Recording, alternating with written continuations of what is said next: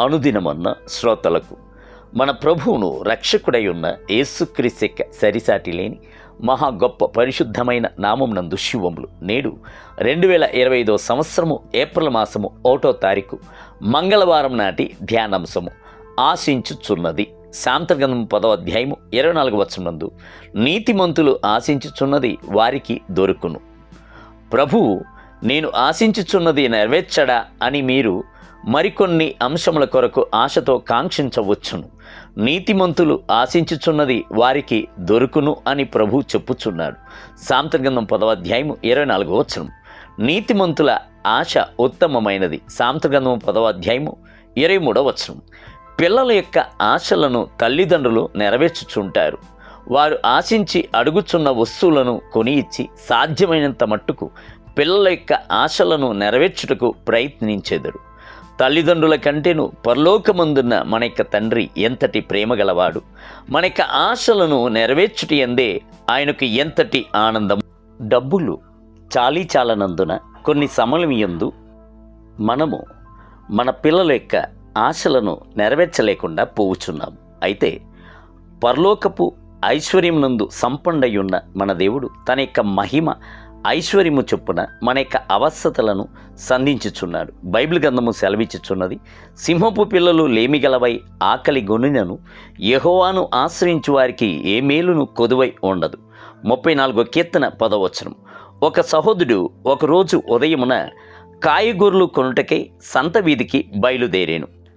కావలసిన కూరగాయలను కొనుక్కొని వచ్చుచున్నప్పుడు ఒక దుకాణం నందు యాపిల్ పండ్లను చూచి అందులో కొన్నిటిని కొనుక్కొని వచ్చాను. ఆయన ఇంటికి తిరిగి వచ్చుచున్నప్పుడు మార్గం నందు ఒక సేవకుడు ఆయనకు ఎదురాయను. ఆయన వద్ద కొన్ని మాటలు మాట్లాడిన తర్వాత తాను కొనుక్కొని వచ్చిన యాపిల్ పండ్లలో కొన్నిటిని ఆయనకు తీసి ఇచ్చాను. ఆ సేవకుడు కన్నీరు విడుచుటకు ప్రారంభించాను. ఆయన చెప్పాను, అయ్యా, నేను ఇంటి వద్ద నుండి వచ్చుచున్నప్పుడు నా యొక్క పిల్లలు, నాన్నగారు మాకు యాపిల్ పండు తీసుకుని రండి, తినుటకు ఆశపడుచున్నామని చెప్పిరి. నేను కూడా సరే అని చెప్పి వచ్చాను. అయితే నా చేతుల్లో డబ్బులు లేవు.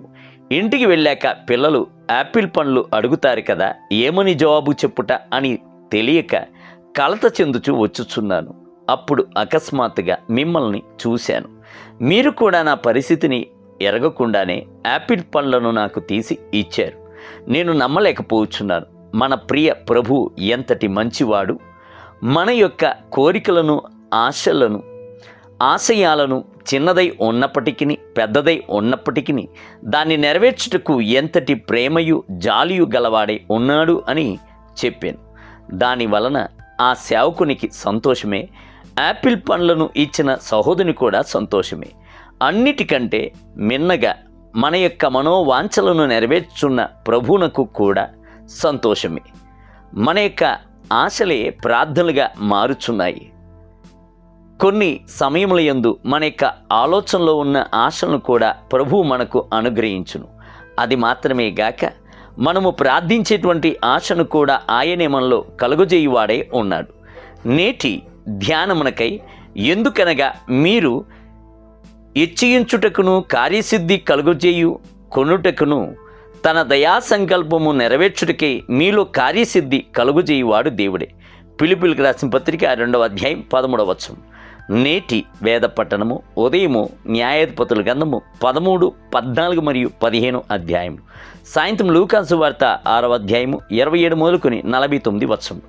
ప్రభువు ఈ నూతన మాసం నందు మిమ్ములను దీవించునుగాక. ఆమేన్.